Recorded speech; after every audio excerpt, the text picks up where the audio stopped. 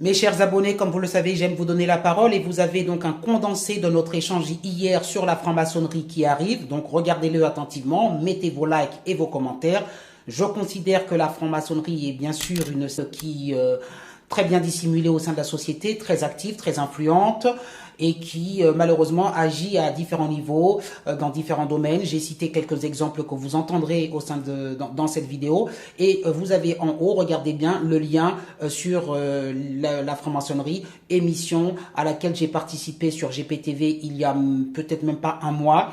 Vous pourrez y retrouver, donc, alors je vais pas dire cliquer sur le lien, mais recopier le lien si vous voulez le retrouver, ou alors taper simplement sur YouTube Jean-Luc Robert, GPTV, franc-maçonnerie, voilà, enfin, vous trouverez donc cet échange très intéressant avec un ancien franc-maçon qui s'appelle Serge Gallardo, si je me souviens bien, qui témoigne parce qu'il a été un franc-maçon et il a même été un maître dans le domaine et il nous dit les rouages et comment ça fonctionne. De toute façon, j'ai aussi écouté beaucoup de témoignages et je m'y intéresse et je me suis forgé une conviction, c'est que malheureusement ce groupement, cette association, appelez-le comme vous voulez, ils se font passer pour des groupes de développement personnel, de tout ce que tu veux, en réalité des associations on va dire bienveillantes, en réalité derrière, non, dans la société, leurs intentions sont mauvaises et il y a beaucoup de cooptation et c'est une forme de gangrène, si je puis dire, insidieuse, qui est largement sous-estimée et qui est malheureusement très agissante dans notre société. Mettez les pouces en l'air si vous êtes d'accord avec moi ou si vous prenez conscience du sujet. Mettez vos commentaires. Je vous souhaite une bonne journée. Pour beaucoup, je t'assure, si tu prends un micro dans la rue, tu interroges les gens en leur disant la franc-maçonnerie, qu'est-ce que c'est? Il y en a certains qui pensent que c'est quasiment du scoutisme, hein. C'est comme le scoutisme, hein. C'est un petit groupe sympa de personnes. Si tu regardes, tu sais, non mais la franc-maçonnerie, regarde sur Wikipédia, c'est considéré comme un groupe de, je sais plus de, comment ça, de, une association de, je De sais plus quoi, philosophes. mais De philosophes. philosophie, de je sais pas quoi, de personnes qui, enfin, de développement personnel, de personnes qui, voilà, les gens n'ont aucune idée de ce qui se passe derrière ces choses-là. Et pour eux, ça existe, mais c'est comme, voilà, je suis dans une loge, mais en gros, c'est un groupe de personnes qui veulent s'améliorer et qui veulent se réunir, comme on va dire, voilà, j'ai dit le scoutisme, enfin un truc complètement inoffensif, de personnes qui veulent bien. Et au contraire, certaines pensent que c'est même pour le bien, quoi. Ce sont des personnes bien intentionnées. Voilà. Alors que Tout quand à tu, fait. Niveau 1, niveau 2, niveau 3, oui. c'est tout n'est que spiritualité. Quand vous rentrez dedans, Oui, vous devez vous taire pendant oui, minimum un an, ne oui. pas ouvrir votre Mais ce qui est bouche. pourri là-dedans, c'est que quand on te place quelqu'un directeur général d'un truc et qu'il est franc-maçon, il lui dit, l'autre il vient, il dit, vas-y mon frère, assieds-toi. Il fait un petit signe sur la feuille où il y a une façon de lui serrer la main, là, en touchant je sais pas quoi.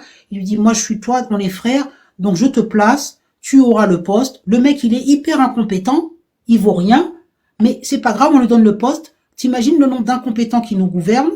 On me donne le poste parce que j'adhère à la loge. C'est ça le truc. Alors qu'est-ce qui te dit pas que Hidalgo à Paris, bon je rigole, mais voilà, elle est là, elle est placée, elle a pas de compétences. Des fois tu te demandes comment ça se fait que des personnes qui n'ont zéro compétence obtiennent des postes hyper importants. Ben, je pense que tu as une partie de la réponse. Je pense que c'est une sorte de cooptation. Et même sans être dans la franc-maçonnerie, il y a une forme de cooptation, de copinage, qui fait que, allez, je place mon pote et compagnie à des postes élevés, personnes qui sont hyper incompétentes, à partir du moment où ce gars-là, que j'ai placé, me donne des garanties qu'il va exercer la politique que je veux qu'il exerce. Ça s'arrête là. Moi, je trouve, alors voilà, ça, c'est beaucoup plus présent dans la société qu'on ne veut bien le penser. Et ça fait beaucoup de mal. Et donc, notre sujet de départ, c'était les placements abusifs. Je pense qu'il y a, voilà, et ça, il faut réussir. Moi, je voulais l'écrire, mais j'ai pas le temps et ça demande trop d'énergie, mais j'aurais voulu écrire un livre sur l'ASE, mais essayer d'aller creuser vraiment. C'est pour ça que je questionnais là-dessus le pourquoi derrière, comment ça se marche. Ok, on décrit le rouage et tout ça. Pourquoi les gens adhèrent? C'est parce que il faut que tu saches que quand tu appartiens à une loge maçonnique, on te promet et on te propose de devenir une sorte de surhumain, c'est-à-dire l'équivalent d'un dieu. C'est-à-dire en gros, tu n'auras plus jamais de problème d'argent, tu n'auras plus jamais de problème d'amour, tu vas tout régler en fait avec ça. Et comme il y a des gens qui sont dépressifs, qui vont mal, qui s'en sortent pas, qui ont du mal à joindre des fins de mois, qui ont de l'ambition, qui voudraient bien être chef de je sais pas quoi, mais qui n'y arrivent pas et tout ça, on leur dit qu'avec ça, ils ont l'idée de, alors sous prétexte de soi-disant un pseudo développement personnel, et c'est là que je reviens à ce que tu dis, Origine, sur l'histoire de, on fait des conférences. Bien sûr, c'est pas écrit là d'emblée quand t'arrives, vous rentrez, vous mettez les pieds dans une loge maçonnique. Bien sûr que j'ai compris ça. Ils leur font croire que ce sont des formations pour s'améliorer, pour devenir machin développement personnel et tout, et petit à petit ils mettent les pieds là-dedans. Évidemment, bien sûr. Bien sûr, bien sûr, bien sûr. Et en fait, il y a un endoctrinement, si tu veux, qui est diffus, qui est sournois, et qui fait que des gens qui n'ont pas, comme tu disais, peut-être des croyances, mais ou qui n'ont pas certaines valeurs, parce qu'on va les appâter, comme tu le disais toi-même, avec des gains potentiels ou des améliorations de leur vie, Oui, vont être dedans. Puis les gens sont flattés parce que, tu sais, c'est beaucoup de l'ego, c'est-à-dire que comme oui, tu je vas te sais. retrouver avec un peu le gratin, donc tu vas te retrouver avec la notabilité du coin, avec effectivement les notaires, les avocats, les C'est juges, les ça, médecins. c'est ça, Bon, c'est la même quand notabilité. tu ne fais pas partie, voilà. Et donc, en fait, si tu veux, c'est très progressif, c'est très Le cercle sournois. VIP, Et bien si tu n'as sûr. pas une vraie colonne vertébrale, Mm. voilà, on t'emmène à faire des choses. Et tu vois, il y a des gens, dès lors que tu passes à un stade et qu'on te fait t'allonger dans un cercueil pour prononcer deux, trois trucs, à un moment, ça devrait percuter dans ta tête Non, que ce qu'on te fait tu sais faire pourquoi ça est ne assez percute pas? Je compliqué. te coupe. Bon, ça ne percute pas parce que, comme Oui, tu l'as dit, dis-moi. c'est progressif, donc ça ne percute pas. Regarde, tu vois Oui. la dame, la notaire dont je te parle, à qui on a dit qu'il fallait qu'elle soit pour que des bébés ne voient pas le jour. Bon, c'est une idéologie. Mhm. En fait, elle a dit, en fait, quand on allait à table, on discutait de plein de sujets. Et puis moi, je disais que j'étais catholique et tout ça. Et en fait, les gens, ils entendent. Et tant qu'ils voient que tu n'es pas dans l'esprit de la loge, eh bien, tu ne progresses pas. Et tu n'iras pas dans le Bien sûr. cercueil. Tu n'iras pas dans le cercueil faire les rituels, machin. Et elle a dit, moi, je suis toujours restée au stade où on ne me disait rien. Et quand je leur demandais, qu'est-ce que ça veut dire ce symbole? Qu'est-ce que ça, on me disait, tu sauras plus tard. Parce que tu n'es pas Mhm. prête. Et tu sais pourquoi tu n'es pas prête? Parce qu'on voit dans ton discours que tu tiens, tout ça.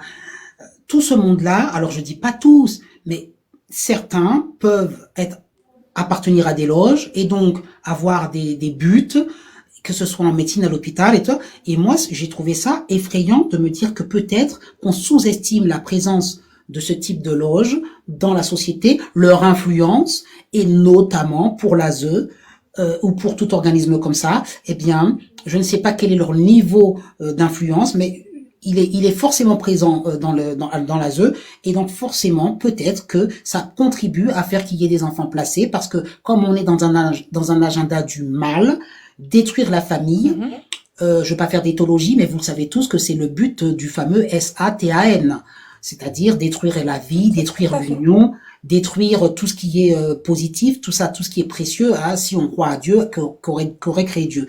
Donc rendre les gens malheureux, détruire, désunir les familles, c'est un agenda du mal, et cet agenda du mal, il se peut que voilà, on est aussi. Donc ça, c'est vrai que comment on peut lutter contre ça?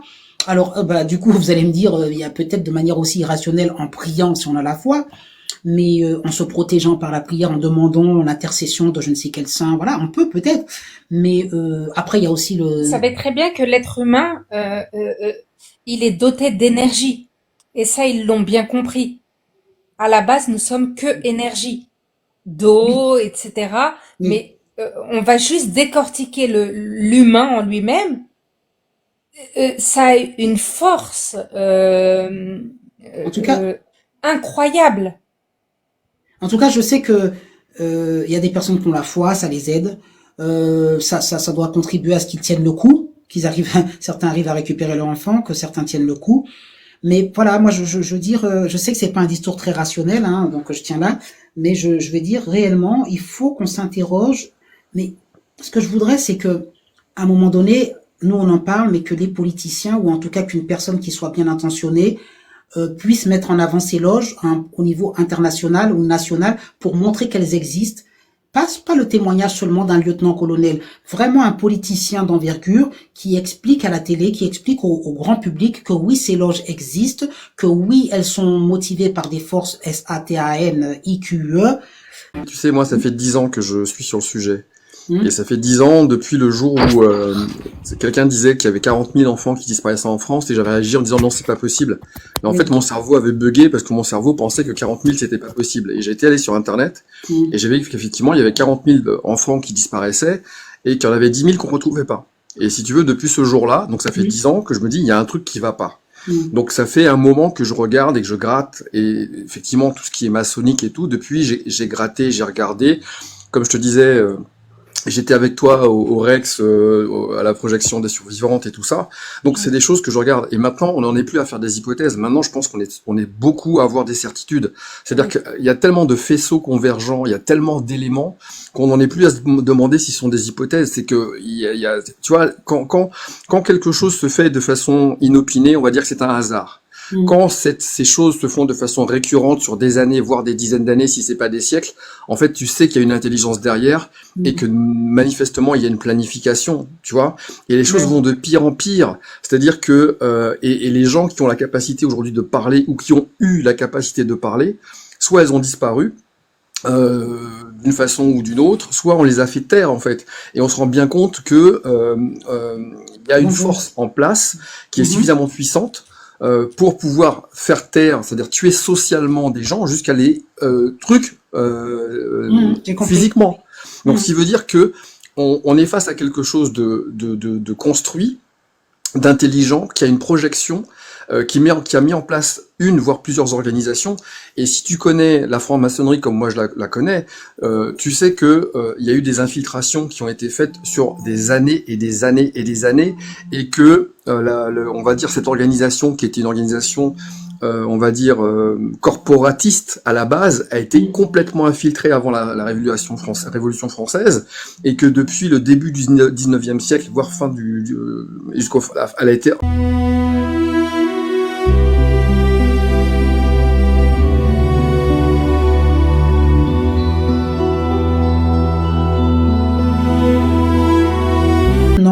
Un lieutenant qui voulait passer colonel. Et ça, on part dans l'armée, hein, quand même. L'armée, c'est quand même un truc. Oui. Tu vas te dire, l'armée, c'est quand même solide, c'est quand même sérieux, on n'est pas là pour déconner. Et on lui dit comme ça, si tu veux passer colonel, il faut que tu adhères à notre loge maçonnique. Ouais. Et il a compris que, en fait, et quel est l'agenda de la loge maçonnique? C'est que quand tu passes dans la loge maçonnique, il faut que tu donnes un certain nombre de garanties. Par exemple, il y en a une qui est une ancienne notaire, enfin c'était pas une notaire, une secrétaire de notaire, enfin sinon non, elle était notaire, je crois, elle était notaire, et on lui a dit il faut que tu adhères je peux pas dire le mot, mais que les bébés ne voient pas le jour. Voilà, vous avez compris. Donc en gros, elle devait adhérer à des idéologies un peu sombres comme ça. Et si il repère que les personnes ont la foi en Dieu, sont chrétiens ou machin, vous n'évoluez pas. Donc en gros, dans l'agenda, moi quand je pense à l'ASE, puisqu'on est dans des forces très obscures, vous avez compris, avec les francs-maçons, c'est-à-dire que la franc-maçonnerie font des rituels, tout ça. Alors je sais que ça, pour certains, ça n'existe pas, qu'on est dans des films de science-fiction, mais dans la réalité, pourquoi? Alors dans l'émission, et je l'ai dit, je suis passé à l'antenne avec un ancien franc-maçon. Vous pouvez retrouver cette émission, et l'ancien franc-maçon, il témoigne et il dit, oui, il y a différents niveaux, et en fait, ils font des rituels qui ressemblent beaucoup à des rituels, comme vous avez compris, hein, SATAN.